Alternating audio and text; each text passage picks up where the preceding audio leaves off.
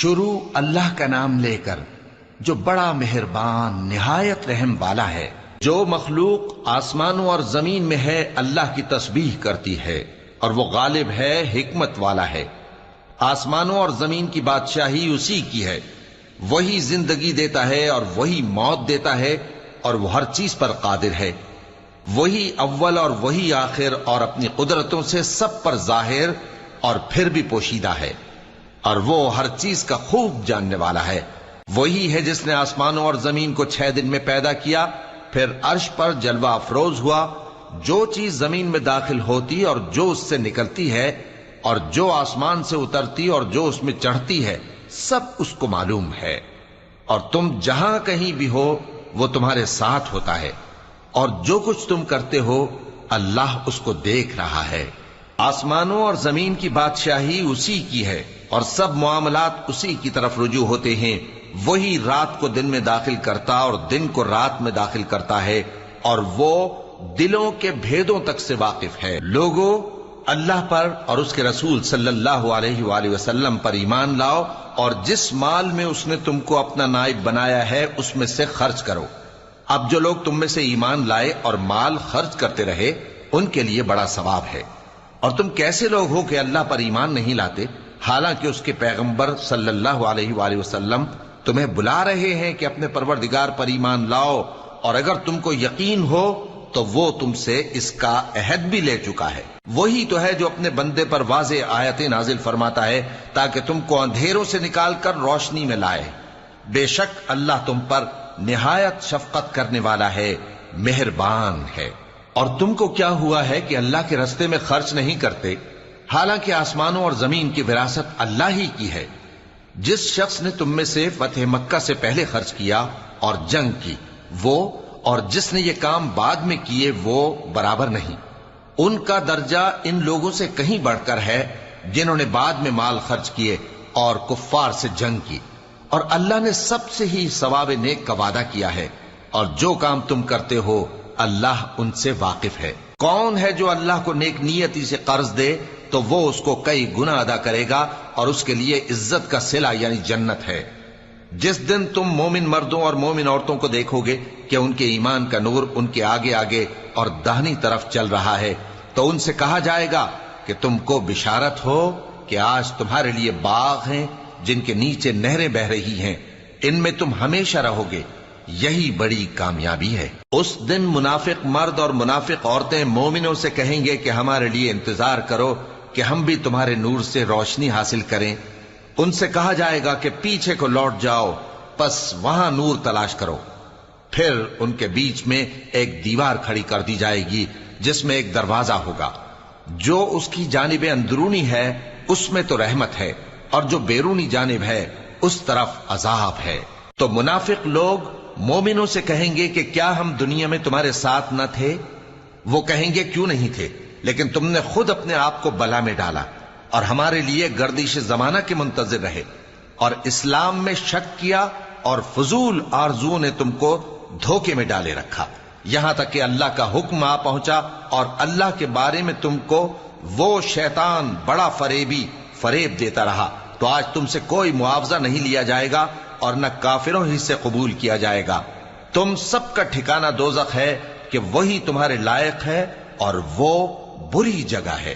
کیا ابھی تک مومنوں کے لیے اس کا وقت نہیں آیا کہ اللہ کی یاد کرنے کے وقت اور قرآن جو حق کی طرف سے نازل ہوا ہے اس کے سننے کے وقت ان کے دل نرم ہو جائیں، اور وہ ان لوگوں کی طرح نہ ہو جائیں جن کو ان سے پہلے کتابیں دی گئی تھیں، پھر ان پر طویل عرصہ گزر گیا تو ان کے دل سخت ہو گئے، اور ان میں سے اکثر نافرمان ہیں۔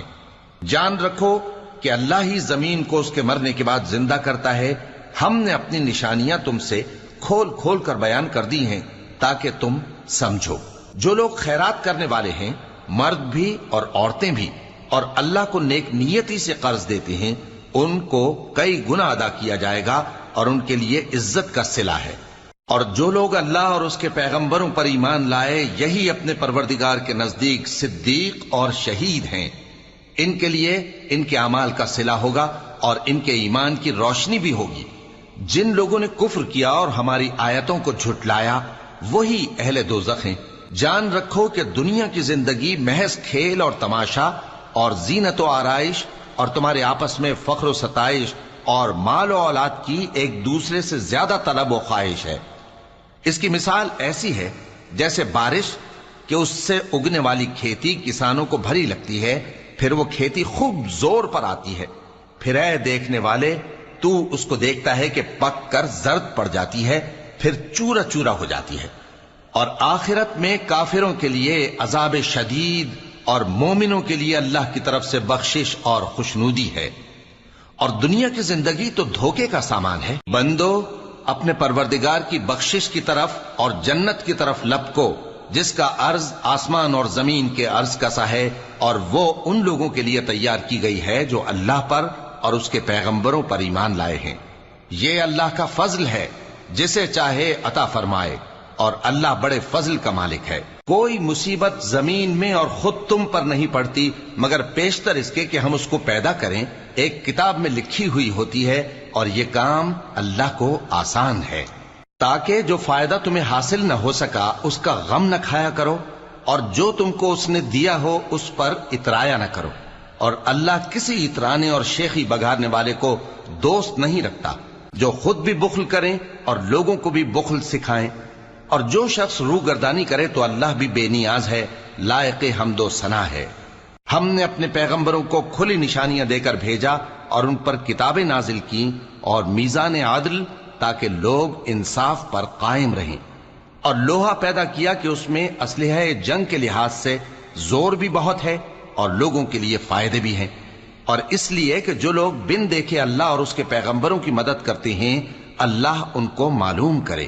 بے شک اللہ زور آور ہے، غالب ہے۔ اور ہم نے نوح اور ابراہیم کو پیغمبر بنا کر بھیجا اور ان کی اولاد میں پیغمبری اور کتاب کے سلسلے کو وقتاً فوقتاً جاری رکھا، سو بعض تو ان میں سے ہدایت پر ہیں اور اکثر ان میں سے نافرمان ہیں۔ پھر ان کے پیچھے انہی کے قدموں پر اور پیغمبر بھیجے، اور ان کے پیچھے مریم کے بیٹے عیسیٰ کو بھیجا، اور ان کو انجیل عنایت کی، اور جن لوگوں نے ان کی پیروی کی ان کے دلوں میں شفقت اور مہربانی ڈال دی۔ اور ترک دنیا والی نئی بات تو خود انہوں نے نکال لی، ہم نے ان کو اس کا حکم نہیں دیا تھا، مگر انہوں نے اپنے خیال میں اللہ کی خوشنودی حاصل کرنے کے لیے آپ ہی ایسا کر لیا تھا، پھر جیسا اس کو نبھانا چاہیے تھا نبھا بھی نہ سکے۔ پس جو لوگ ان میں سے ایمان لائے ان کو ہم نے ان کا اجر دیا، اور ان میں بہت سے نافرمان ہیں۔ مومنو اللہ سے ڈرو اور اس کے پیغمبر پر ایمان لاؤ، وہ تمہیں اپنی رحمت سے دگنا اجر عطا فرمائے گا اور تمہارے لیے روشنی کر دے گا جس میں تم چلو گے، اور تم کو بخش دے گا، اور اللہ بخشنے والا ہے، مہربان ہے۔ یہ باتیں اس لیے بیان کی گئی ہیں کہ اہل کتاب جان لیں کہ وہ اللہ کے فضل پر کچھ بھی قدرت نہیں رکھتے، اور یہ کہ فضل اللہ ہی کے ہاتھ میں ہے، وہ جس کو چاہتا ہے دیتا ہے، اور اللہ بڑے فضل کا مالک ہے۔